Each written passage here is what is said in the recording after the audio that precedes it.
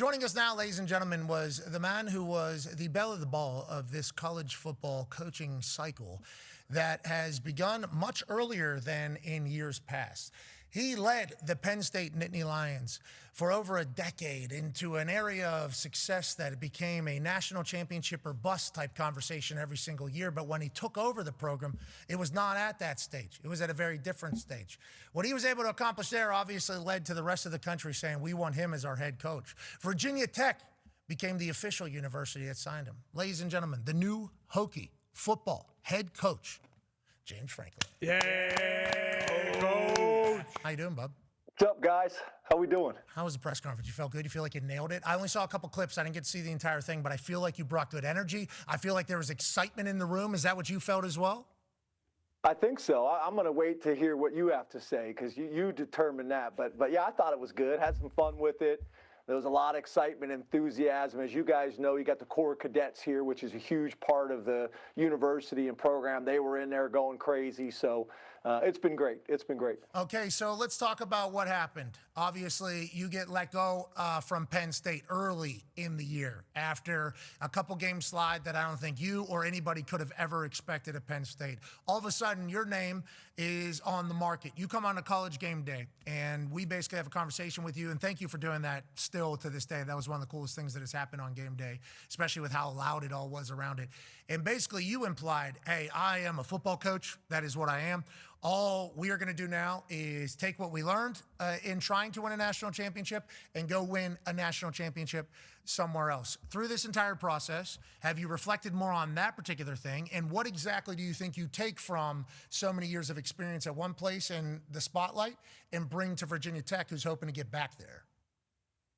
Yeah, so I think your question's a great one, and what I would say is, right, it's unique. There hasn't been too many guys that have been a head coach in the SEC, a head coach in the Big Ten, really unusual success at a place like Vanderbilt that hadn't had that type of success before, and then go to Penn State, win a Big Ten championship the first year off of sanctions.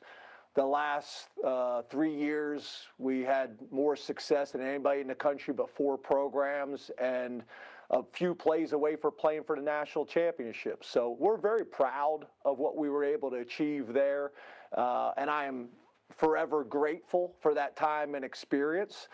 So being able to use all those lessons and experiences and now bring it to the ACC. The ACC was my first break at the University of Maryland working for Ralph Friedgen, so I have experience there. I've been a coach in the NFL with the Green Bay Packers, so just going to take all these experiences that I've been able to have and pour them into my time here at Virginia Tech. So excited about the opportunity. Obviously, we've got a ton of work to do. College football's changed. You have the ability to flip your roster a lot faster than when I took over those other 2 programs. And we're excited about the opportunity. Okay, so let's talk about that. What does it look like for the next few weeks as season goes on? You're obviously monitoring locker room, playing, practice, kind of seeing who are your guys, who are not. You're like, what does it look like for the next couple of weeks as you kind of get introduced to the football team while they're still playing? But, you know, that's kind of an interesting dynamic. Rich Rod did it last year at West Virginia. He was around for the last 2 games, and I think he learned a lot about the locker room, about from the practice, what it looks like, maybe what he can see in some of the guys and maybe not. Is that the same thing for you, or how are you kind of going about it? Well, I was timing you to see how long it would take you to bring the conversation back to West Virginia, which is always a part of what you're going to talk about, right? Yeah, but yeah, it's different and it's unique, right? Being able to be here 2 weeks early, the calendar has changed. I think that's why you're seeing a lot of the athletic directors and presidents making some of the decisions they're making. We're going to have an official visit this weekend. We're going to have an official visit next weekend. A lot of these schools are not going to be able to have that, and then we're going to go into a dead period. So some of these programs are going to lose an entire high school recruiting class. So I got to do that. We got to spend time evaluating the current staff. I want to be very respectful for Coach Montgomery and what he has done here. I do want to get up in front of the team and just settle them, that I'm excited about getting to know them and building relationships with them. But then we're also obviously making sure that we're doing whatever we got to do to increase the competition level at every position. Okay, I love to hear that. And obviously, one transfer portal is now the new rule, and that is in January. Is that when it is? When is it? December? That's right. January is obviously when it is, which will be interesting for the other coaching jobs on who the coaches are potentially going to go to those other jobs. You know, because if they're in a playoff, then transfer portal other place. Weird. You're in a good spot, I think, Coach. I think this is a good move, getting this thing done early and being able to kind of put your fingerprints on the kind of the franchise early here. Now, you guys have Miami at home, okay? That means one thing and one thing alone. Go ahead, Con Man. Yeah, Coach, congrats again. And I read that you're 128-60, so everyone who was talking shit about you, it's like, hey, who cares? I won way more games than you did. But when you think about Virginia Tech, have you visualized yet kind of that first entrance into the stadium with Enter Sandman, with all the boys, you know, behind you? And have you also already made Enter Sandman your ringtone, because it is one of the greatest songs of all time? Yeah, so can't wait to have the opportunity to run into the stadium with Enter Sandman. I will tell you, I think you know this. I'm more of kind of an R&B, rap, hip hop type of guy. Hell yeah. Jay-Z, Biggie. Okay. But I appreciate good music, whatever it is. And all I really care about is what it does to the fans. And that place is rocking. I've been on the other side of it, not as fun. So I'm looking forward to having an opportunity to do that. We'll get a chance to see it this year as well. I've watched the last couple games. Even after a challenging season, this place is rocking. We're going to need it rocking again on Saturday because we're going to have a ton of recruits at the game. But yeah, it's exciting. It's one of the better, I think, entrances, if not the best, in all of college football.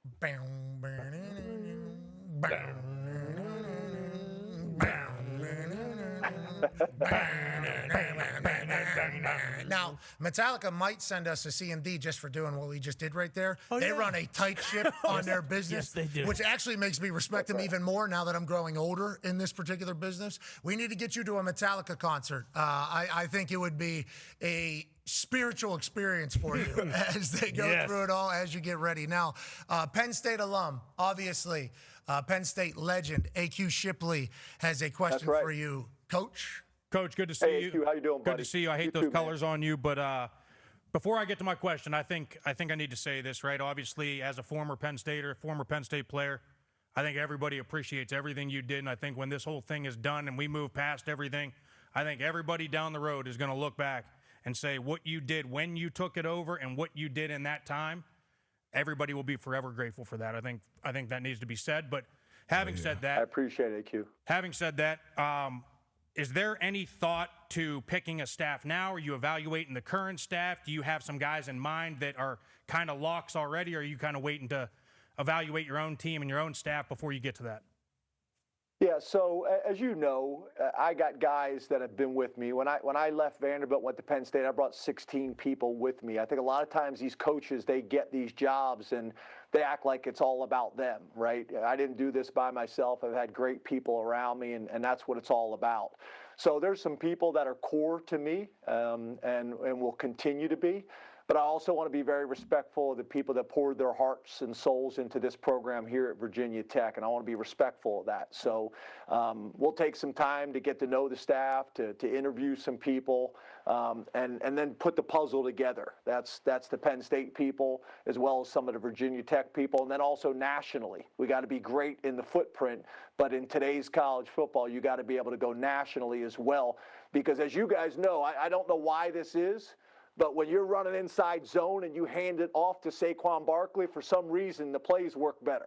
So the coaches, we get a lot of credit, but this is a player's game, and we want to make sure that we got really good players in all phases that can impact the game. To echo your sentiment, I think Coach Saban says, like, I learned quickly that I was okay coach with not good players. I was considered a great coach with really good players. So that is what we are trying to do at all times, which is why I think the grindstone that you have on recruiting is such an advantage and why everybody was kind of seeking you as their coach. Go ahead, Ty. Yeah, speaking of that, Coach, how much does that change now that you're at Virginia Tech and it's a situation where you're trying to kind of restore a program to its former excellence and glory, whereas when you're at Penn State, you're at an established blue blood. You know when you're going into these kids' houses that you can tell them and be 100% truthful, like, hey, we're going to compete for a national championship every single year you're on campus. So, like, does the pitch change? Does the way you go about recruiting change? Or just how is it different now being at Virginia Tech trying to build them back up as opposed to when you were at Penn State? Well, I think that's changed, right? We've seen that in college football. The landscape has changed, and as long as you're at a place that's committed at the highest level to win, you can do it. This season and last season, there's been evidence of that. There's also, again, the ability to turn your roster over quickly with veteran players. We're still going to be a high school developmental program because I think if you make the decision to go all in on the portal, it's hard to ever come out of that because you're going to have so much turnover every single year that you're forced to stay in that world. And we'd like to have a healthy balance between the two. I do think in year one, we're going to have an opportunity to get a bunch of players out of the transfer portal that can come in and help us compete right away. And there's also enough talent on this current roster that's going to create a really competitive environment. But long term, we'd like to have a balance between high school recruiting as our base and then complement with the portal. Yeah, it feels like the mindset very NFL-like. You build your culture through the draft, and then free agency comes in and kind of takes you to the next step, hopefully. Like to hear that you have the experience in this world and also view it the same way. I think that's why the Virginia Tech people, they interviewed 20 people. I have no idea how many people they interviewed. 20. BA told us. He signed an NDA, so he wasn't allowed to tell us anything basically throughout. Then we got him to loosen his lips a little bit. He said they talked. So that NDA's over now. That the contract's been signed. That's on you guys to figure out with BA, not with us. But he mentioned like they talked to over 20 different people or whatever, and from the beginning you were the guy. And I think it's because, and I assume that's other jobs as well. They were thinking the exact same thing. Just understanding the current world, I think, is a massive advantage. Having a brand new coach, like a coordinator or, maybe an up-and-coming promising type coach, take it over right now. You have no idea how it's going to go. For you, you had such a great resume. It's like, I think you're in such a good position. They always say, like, the second time you get to do something. Now, this is like your third time getting to do something, but, like, every time you only get better and better. And Virginia Tech's putting a lot of money in, I think. That's no NDA. I think they are also all behind athletics. We're excited for this story for you. Now, on that note, D-Bud has a question for you. Absolutely, Coach. You got the resources, and with the transfer portal, you can turn over the roster much quicker. You mentioned that a bunch of times. But as far as like a realistic timeline, I know you want to win right now. What is your realistic timeline to compete for that national championship? Outside looking in, we all say, hey, the ACC is gettable every year, so you're going to be in the dance. But what's that realistic timeline for you to get your culture into Virginia Tech? Yeah, well, obviously, there's a lot to be determined there, right? I just got on campus about 2 hours ago. I need to evaluate the current roster. I need to see how recruiting is going to go. I need to see what's going to be available in the transfer portal, what coaches. There's so many different moving parts. But the reality is we're going to be aggressive. We're going to be very aggressive from day one.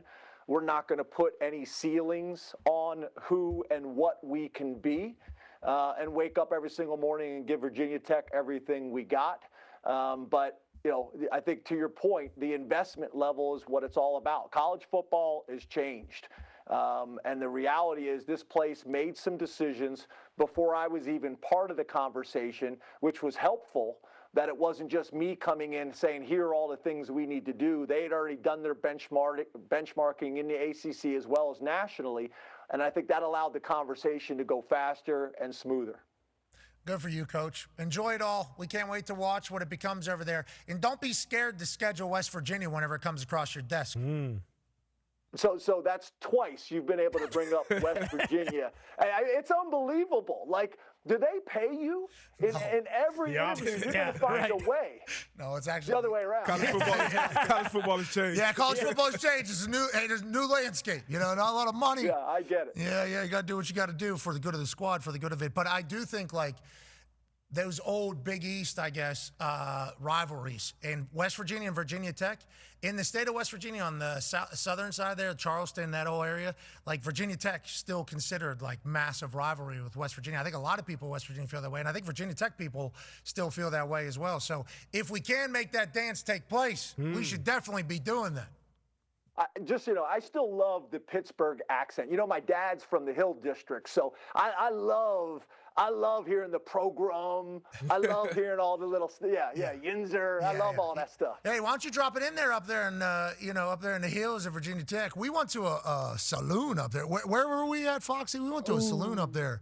It was a great time. It was awesome. Copperhead Road came on, another song you love. I know you love that song. Copperhead Road came on, and people were sprinting down the street into the saloon to get onto the dance floor so they can line dance. It was one of the most electric environments I've been a part of. And then, did you get out? Did you get out there with the belt buckle that you loved? Were you out there? Yeah, it's the electric slide with an extra kick, I learned. So that is. I love that. Yeah, so it was Roanoke we were in, which I don't know how close that is to Blacksburg over there, but it's wonderful area. Yeah. They love ball there, man. They love ball over there.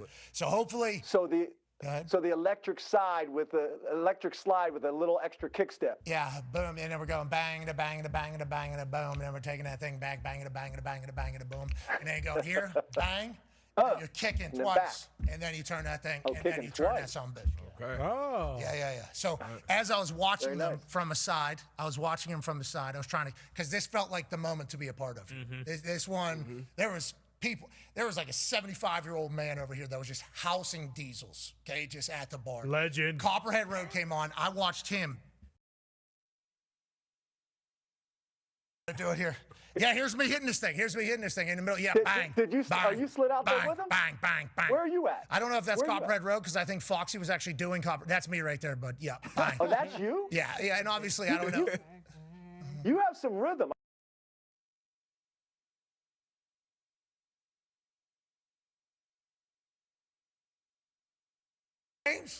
And we need to get you a goddamn Metallica concert ASAP, all right? Are you going to get a new burger out there, too? Yeah, you need a different burger. We can't be doing turkey burger there. You know you did that last time. I know. I was trying to do with a healthy deal. The players gave me a hard time about that. So this is what we learned, remember? Yeah. We learned from the last place. That's right. It's all a process. You learn, you adjust. The next one will have a pound of bacon on it. There we go. Heart attack burger. Yeah. All right, have a good one. That's one of my lessons that I learned. Don't have the healthy burger at the local restaurant. See, that might have been the whole. Just trying to get better. That might have been the thing. Hell yeah. Too bad we thought of it now. I mean, would have been. That's right. Perfect time. But hey, perfect timing for Virginia Tech. Yeah, you're right. That's right. You're the man. Congratulations. You deserve all this. We can't wait to watch it. Ladies and gentlemen, Coach James Franklin. Yeah, coach. He's hilarious.